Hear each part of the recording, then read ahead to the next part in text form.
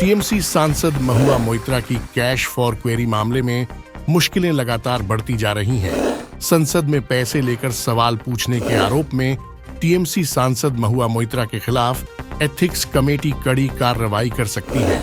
इस मामले में कमेटी फैसला सुना सकती है और लोकसभा स्पीकर को रिपोर्ट सौंप सकती है।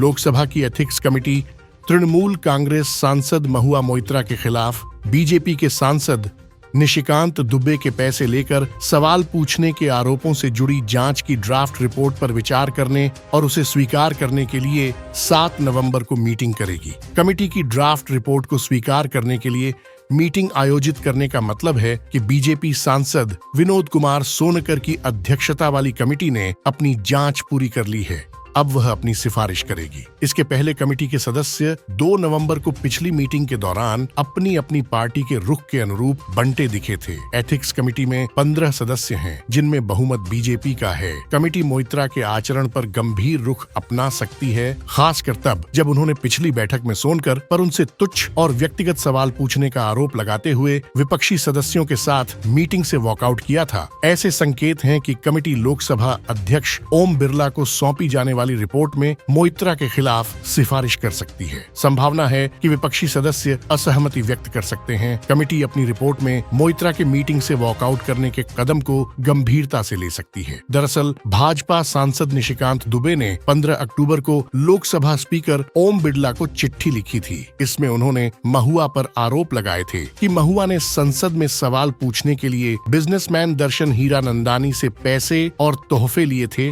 इस मामले को स्पीकर ने एथिक्स कमेटी को भेज दिया। निशिकांत ने 21 अक्टूबर को महुआ पर एक और गंभीर आरोप लगाया। निशिकांत ने सोशल मीडिया पर अपनी पोस्ट में लिखा, कुछ पैसों के लिए एक सांसद ने देश की सुरक्षा को गिरवी रख दिया। मैंने इसे लेकर लोकपाल से शिकायत की है। उन्होंने कहा कि दुबई से संसद की आईडी खोली गई, जबकि उस वक्त वो कथित सांसद भारत में ही थीं। इस नेशनल इंफॉर्मेटिक्स सेंटर पर पूरी भारत सरकार है।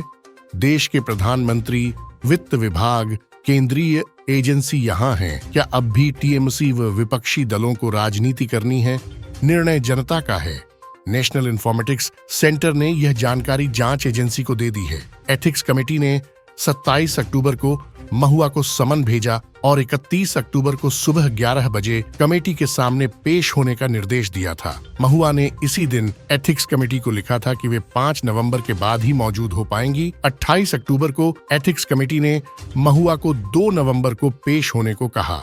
इस केस की मुख्य पात्र महुआ मोइत्रा हैं, जिन पर सारे आरोप हैं। सांसद महुआ मोइत्रा मूलत बैंकर हैं। बेसिक एजुकेशन के बाद मोइत्रा हायर एजुकेशन के लिए अमेरिका गईं। बाद में उनकी नौकरी लंदन के एक प्रतिष्ठित बैंक में लगी। कुछ सालों में उनका नौकरी से मोह भंग हुआ और वे राजनीति में कूदी। उन्होंने 2016 में पहला चुनाव पश्चिम बंगाल के करीमनगर विधानसभा से जीता था। 2019 में वे टीएमसी के टिकट पर कृष्णानगर से लोकसभा चुनाव लड़ी और जीती। इस कहानी में दूसरा अहम किरदार भाजपा सांसद निशिकांत दुबे का है। 15 अक्टूबर को लोकसभा स्पीकर ओम बिरला को चिट्ठी लिखी थी। इसमें उन्होंने महुआ पर आरोप लगाए थे कि महुआ ने संसद में सवाल पूछने के लिए पैसे और तोहफे लिए थे।